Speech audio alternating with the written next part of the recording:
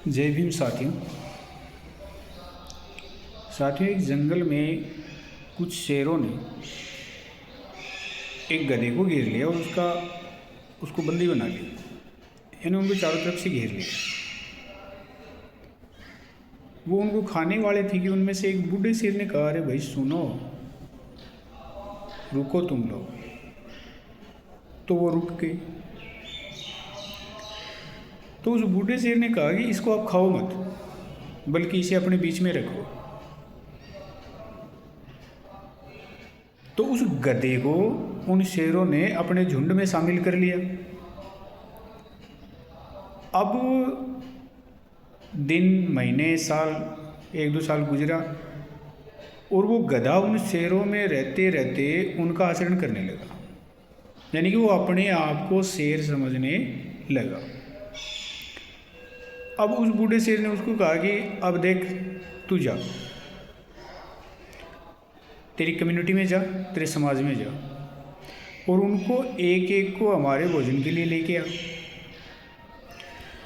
तो साथियों, वो जो गधा था वो अपने समाज में गया और उन शेरों का भय दिखाकर प्रत्येक दिन एक गधे को उनके भोजन के लिए भेज देता।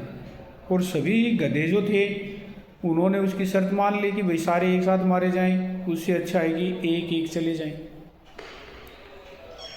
तो उन्होंने उसके कहे अनुसार प्रत्येक दिन एक गधे को भेजना शुरू कर दिया। काफ़ी दिन ऐसा ही चक्कर चलता रहा। अंत में सभी गधे इकट्ठे हुए और उन्होंने एक निर्णय लिया कि यार, इसके चक्कर में अपन क्यों मारे जा रहे हैं, भाई इसका तो कुछ बिगड़ना नहीं है, तो इसके चक्कर में अपन लोग क्यों बलि चढ़ रहे हैं। तो उन्होंने निर्णय लिया कि अपने को कल किसी को भी उनके शेरों के लिए भोजन के लिए नहीं जाना है, चाहे कुछ भी हो जाए।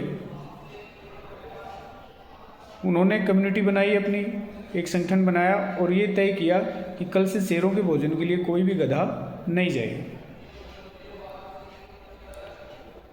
दूसरे दिन कोई गधा नहीं गया। शेर वेट कर रहे थे। जब कोई गधा नहीं गया और उस शेरों में रहने वाले गधे की बात जब उसके समाज ने नहीं मानी, तो वो अपना दुखड़ा रोने के लिए उन शेरों के झुंड के पास गया कि भाई मेरे समाज ने तो मेरी बात नहीं मानी है, अब वो लोग मेरा विरोध कर रहे हैं। तब उस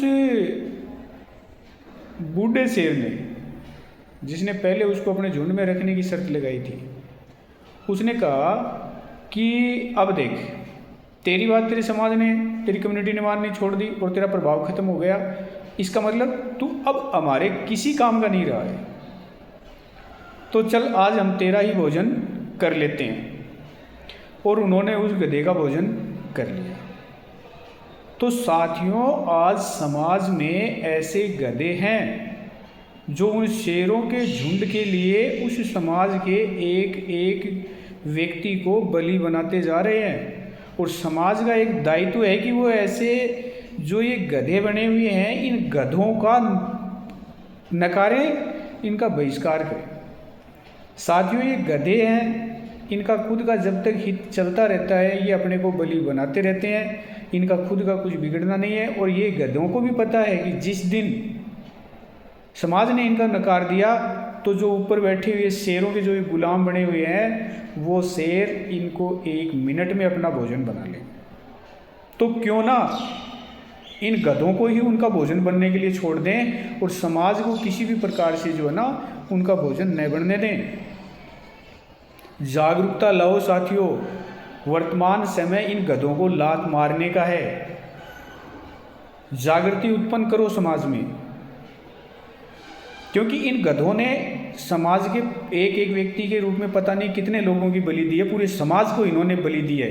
तो इन गधों को गधा बनने में ही फायदा है, इनको अपने बीच में शेर मत बनाओ, यही अपना मूल मंत्र है। और इनको नकार दो, इनका बहिष्कार करो कि तुम जाओ उन शेरों के बीच और तुम ही भोजन बनो, हम नहीं बनेंगे। और साथियों, मेरा आपसे निवेदन है कि मेरी बात को आप ज़्यादा से ज़्यादा फैलाएं मेरा कोई राजनीतिक महत्व नहीं है, न मुझे कोई चुनाव लड़ना है, न मुझे कुछ और, न कोई मेरा बस मैं ये समाज में जो ये तितर और गधे व्याप्त है, मैं इनका विरोध आजीवन करता रहूँगा। मेरा एक ये लक्ष्य मैंने बना लिया है, क्योंकि अपने समाज को सबसे ज़्यादा, प्रत्येक समाज की बात कर रहा हूँ, प्रत्येक समाज को अगर किसी ने खाया है, उनका अहित किया तो किसी दूसरों ने नहीं किया है। अपन दूसरे समाज को गाली देते रहते हैं, लेकिन दूसरे समाजों ने उनका किसी प्रकार से कोई बुरा नहीं किया। उनका बुरा किया है तो समाज के इन तितरों और इन गधों ने किया है, इसलिए इनका बहिष्कार करो। मैं हाथ जोड़ के आपसे विनती करता हूँ कि आप मेरी बात को ज़्यादा से ज़्यादा लोगों तक पहुँचाएँ, और अगर किसी को दिक्कत है तो वो मेरे से आगे संपर्क करें, मैं उनकी दुविधा को दूर करूँगा। जय भारत, जय संविधान।